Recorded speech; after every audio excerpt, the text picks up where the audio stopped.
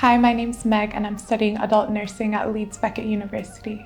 I'm an international student. I grew up in America and I moved to Leeds to pursue my studies in adult nursing.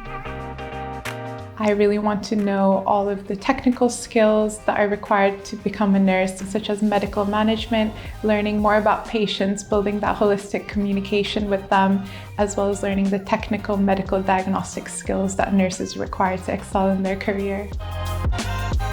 While studying at Leeds Beckett University, my hobbies have been pet sitting as well as babysitting, and that sort of feeds into my course. And when I'm out in placements and interacting with patients, I'm able to empathize with them and show them care and compassion. I'm really curious and I like to learn about new things.